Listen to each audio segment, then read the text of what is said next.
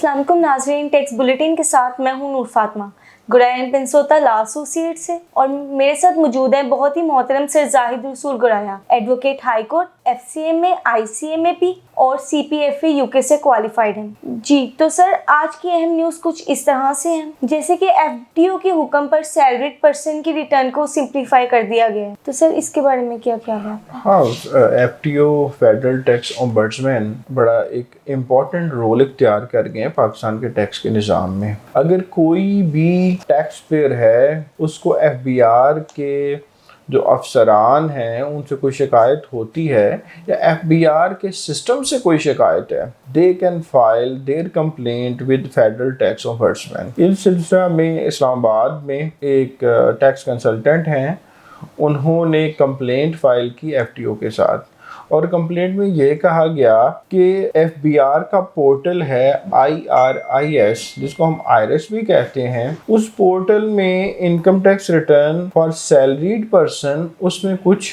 Mistakes हैं, कुछ errors हैं। Because of those errors a salaried person can not file his return lawfully. जब FTO ने पूछा कि उन एरर्स के बारे में बताएं, तो जो लोग जानते हैं, जो लोग रिटर्न फाइल करते हैं, उनको पता है कि जब आप टैक्स, एडजस्टेबल टैक्स या फाइनल टैक्स में जाकर, चार्जिंग वाली टैब में जाकर आप टैक्स की वैल्यू को इंसर्ट कर रहे होते हैं कि मेरा इतना टैक्स विद होल्ड हो गया है, उसके साथ में एक कॉलम होता है रिसीट वैल्यू का।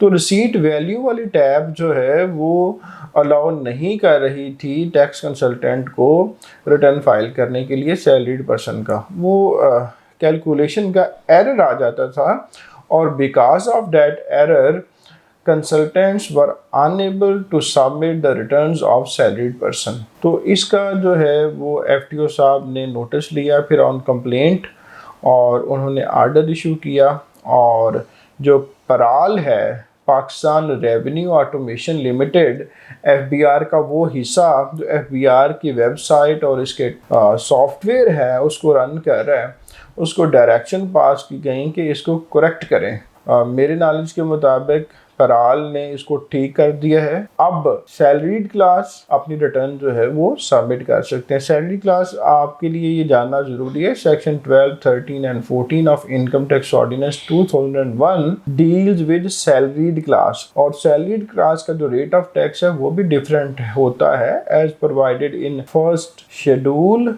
Division 1 of income tax ordinance 2001।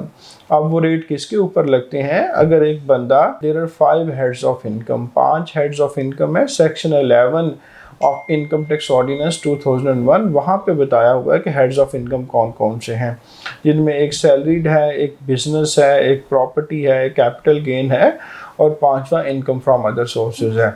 अगर इन 5 हेड से एक बंदा इनकम अर्न कर रहा है और उसकी जो टोटल इनकम है उसमें सैलरी वाली इनकम अगर 75% से ज़्यादा होगी तो उस बंदे को कहा जाएगा he is a salaried person.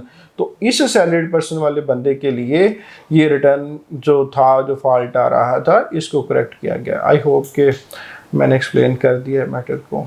Thank you sir. Sir, जैसे कि सुनने में आ रहा है कि गवर्नमेंट सैलाब की वजह से रेवेन्यू कलेक्शन की जो टारगेट है उसको एडजस्ट करना चाह रही है, तो सर इसके बारे में आपका क्या ख्याल है? जी, Pakistan, we all witnessed, faced a very devastating flood almost in Punjab. सारा जो है वो जो दरिया के साथ साथ है वो डिस्टर्ब हुआ। ऐसे डिस्ट्रिक्ट्स जो बिल्कुल एजेस ऑफ, चाहे वो रावी था या चनाब था, में भी सतलुज, इन दरियाओं के जो करीब आबादियाँ थी, गाँव थी, फसलें थी, वो तबाह हो गई।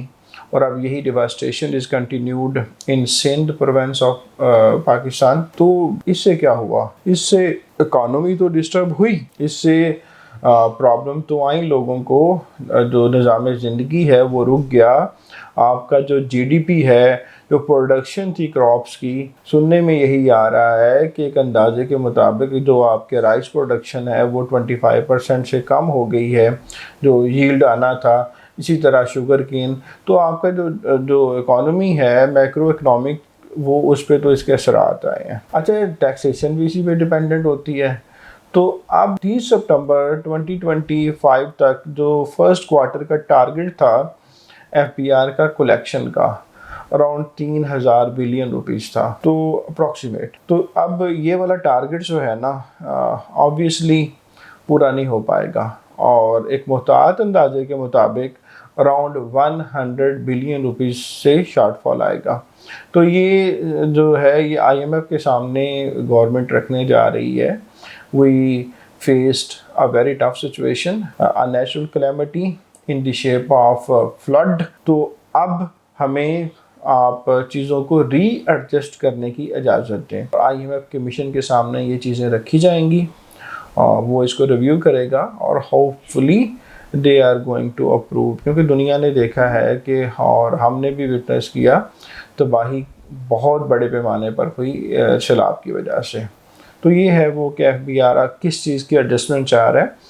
एक तो वो अपने जो एक्सपेंडिचर इन्होंने वो बनाए हुए थे उस एक्सपेंडिचर की रीएलोकेशन करेगा, मुख्तलिफ जगह पे जो एक्सपेंस होने थे उनको उठाकर अब rehabilitation of the flood affectees की तरफ लेके जाया जाएगा, और जो टारगेट पूरा नहीं होगा उसको भी कैलकुलेशन करवाई जाएगी सो डैट के अप्रूवल ले ली जाए इंटरनेशनल मॉनेटरी फंड की तरफ से। Thank you sir. Sir, Pakistan custom authorities ने जो रिपोर्ट बनाई थी FBR का कहना है कि वो फॉल्स है, तो सर इसके बारे में बताएं। जी बिल्कुल। एक मैं बात कहूँ कि हम जानते हैं कि change is very difficult to implement. जब भी कोई चेंज लाना चाहता है किसी ऑर्गेनाइजेशन में, किसी सोसाइटी में, इवन के कंट्री में, इसके बहुत से चैलेंजेस आते हैं, इम्प्लीमेंट करने में बड़ी मुश्किलात आती हैं। इसी तरह FBR ने क्या किया, पाकिस्तान कस्टम्स, उसमें इन्होंने फेसलेस असेसमेंट की तरफ गए। फेसलेस असेसमेंट क्या है कि इन्होंने जो इन्वॉल्वमेंट ऑफ द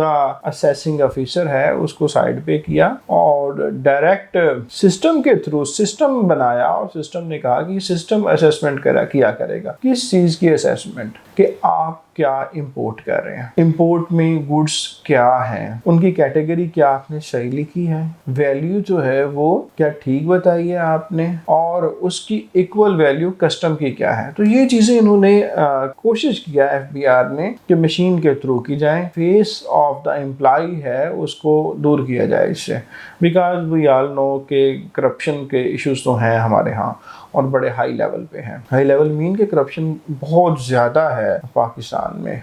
इसको कम करने के लिए to eradicate this element of corruption, Pakistan custom took an initiative.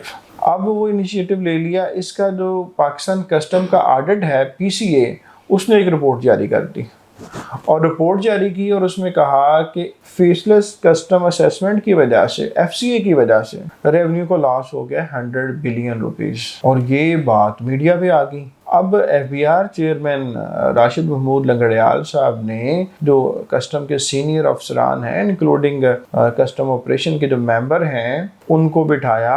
तकरीबन 1-1.5-2 घंटे की उन्होंने कॉन्फ्रेंस की, प्रेस कॉन्फ्रेंस, और उन्होंने बताया कि ये जो चीज़ें पाकिस्तान कस्टम ऑडिट रिपोर्ट जो लीक हुई है जिसमें कहा जा रहा है कि फेसलेस की वजह से रेवेन्यू लॉस आ गया, इसका रियलिटी से कोई तल्लुक नहीं है, ऐसा कोई लॉस नहीं है। और जो अफसरान इसमें इन्वॉल्व थे वो FBR ये कहना चाह रहा है कि वो सुपरसीड हो चुके थे, उनकी प्रमोशन नहीं हुई या उन कोई और इशू है। इसके लिए हमने एक इंक्वायरी जो है वो बिठा दी है, एक इंक्वायरी कमेटी जो है वो फॉर्म कर दी है। वो हकायक जानेगी कि ये इन्होंने ऐसा क्यों किया, और रिपोर्ट बना ली अगर ऑडिट की, तो रिपोर्ट को इंटरनली FBR के जो सीनियर हायर अप्स हैं उनके पास जाना चाहिए था।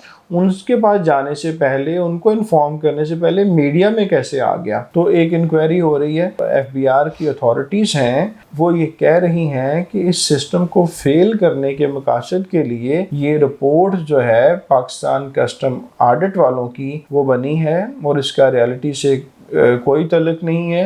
अब ये इंक्वायरी के बाद ही पता चलेगा ये फेसलेस की वजह से नेशनल एक्सचेकर को लॉस हो रहा है या कुछ बेनिफिट हो रहा है। तो जब ये रिपोर्ट इंक्वायरी होगी तो इसके बाद ही फिर हम कुछ अंदाज़ा लगा सकते हैं।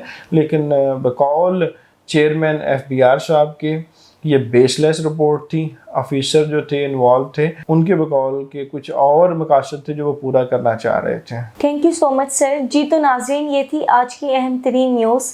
मज़ीद इस तरह की न्यूज़ के लिए गुराया एंड पेंसोता लॉ एसोसिएट्स और DMH न्यूज़ के साथ रहें। आज के लिए इतना ही। अल्लाह निगहबान।